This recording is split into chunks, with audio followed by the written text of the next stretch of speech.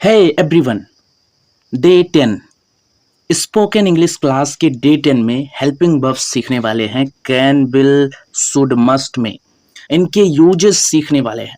आप इन्हें कहाँ यूज करेंगे, किस प्रकार से इनके सेंटेंसेस बोलेंगे, ये सभी इसमें हम सीखेंगे। तो आपको क्या करना है, ये वीडियो लास्ट तक देखना है, देन आप पूरी तरह से इसे समझ पाएंगे। हेल्पिंग वर्ब्स वाक्य में मेन वर्ब को सपोर्ट करते हैं। ये बताते हैं ability, permission, advice and compulsion. Can means होता है सकता हूं, सकती हूं। एबिलिटी या परमिशन के लिए इसे यूज करते हैं। स्ट्रक्चर कुछ इस तरह से होता है, सबसे पहले सब्जेक्ट होता है, फिर कैन, फिर बेस फॉर्म और फिर ऑब्जेक्ट होता है। आई कैन स्विम, मैं तैर सकता हूं। कैन आई हेल्प यू, क्या मैं आपकी मदद कर सकता हूं। सो लाइक दैट आप जब यहाँ पर स्ट्रक्चर में सब्जेक्ट को पहले रख देते हैं तो वहाँ पे मैं तैर सकता हूँ, वहाँ पे कोई क्वेश्चन नहीं बनता। लेकिन आप जब भी हेल्पिंग वर्ब आगे करके सब्जेक्ट को बाद में करते हैं तो वहाँ पे क्वेश्चन बनता है यस नो टाइप का। क्या मैं हेल्प कर सकता हूँ, can I help you. Okay, next helping verb है हमारी विल। विल मीन्स होगा, करूँगा, करेगी, फ्यूचर में काम होगा। फ्यूचर का कोई भी काम होगा तो विल यूज करके हम सेंटेंसेस को बोलेंगे। स्ट्रक्चर होगा सब्जेक्ट, विल और बेस वर्ब और फिर उसके बाद object. So he will come tomorrow, he will come tomorrow का मीनिंग है वो कल आएगा। Will you go with me, क्या तुम मेरे साथ जाओगे। यहाँ पर फिर हेल्पिंग वर्ब आगे कर दिया गया और सब्जेक्ट पीछे कर दिया गया, तो यस नो टाइप का क्वेश्चन बन गया, क्या तुम मेरे साथ जाओगे। So will you go with me. Next helping verb देखते हैं। नेक्स्ट हेल्पिंग वर्ब क्या है, शुड। शुड मीन्स होता है चाहिए, सलाह देने के लिए यूज करते हैं इसको। इसका भी स्ट्रक्चर कुछ ऐसे ही होता है, सब्जेक्ट शुड, फिर उसके बाद बेस वर्ब और object. Okay, you should eat healthy food, तुम्हें सेहतमंद खाना खाना चाहिए। शुड आई कॉल हर, क्या मुझे उसे बुला लेना चाहिए। शुड को हमने पहले कर दिया, फिर से क्वेश्चन बन गया और यस नो टाइप का क्वेश्चन बन गया, क्या मुझे उसे बुला लेना चाहिए। Should I call her. Okay, next helping verb है मस्ट। मस्ट मीन्स होता है जरूर करना है, कंपल्सन होता है यहाँ पे, और मजबूरी के लिए ये ऐसे यूज किया जाता है। सब्जेक्ट के बाद मस्ट और बेस वर्ब फिर ऑब्जेक्ट, ये रूल होता है। Okay, now you must follow rules, तुम्हें नियमों का पालन करना ही होगा, तुम्हें नियमों का पालन जरूर करना चाहिए। ऐसे इस तरीके से भी आप मस्ट का यूज कर सकते हैं। एंड देन नेक्स्ट है मस्ट बी गो नाउ, क्या हमें अब जाना जरूरी है। Must be go now means क्या हुआ, क्या हमें अब जाना जरूरी है। मस्ट का यूज आप इस तरीके से कर सकते हैं। यहाँ भी यस नो टाइप का क्वेश्चन बन गया जब मैंने मस्ट को यानी हेल्पिंग वर्ब को आगे करके सब्जेक्ट को पीछे किया। देन मेरा नेक्स्ट हेल्पिंग वर्ब क्या है, मे। मे मीन्स भी होता है सकता है, शायद।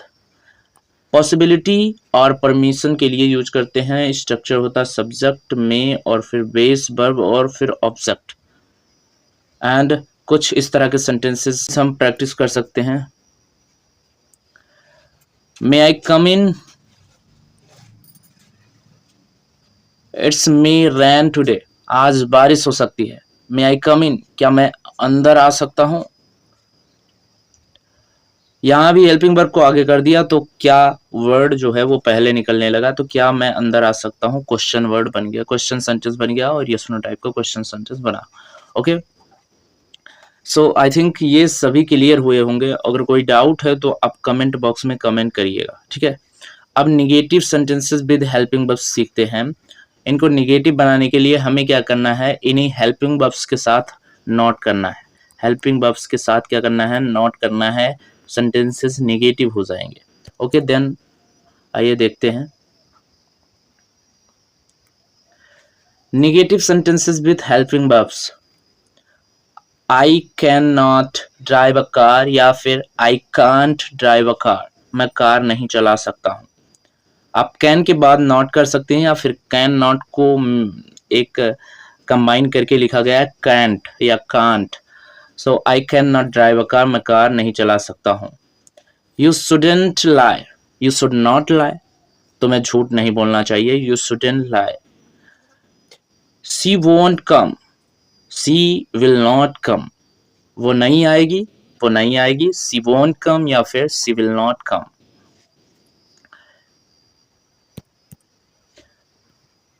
Act, helping verb role play. Helping verbs के साथ हम कुछ एक्ट देख रहे हैं।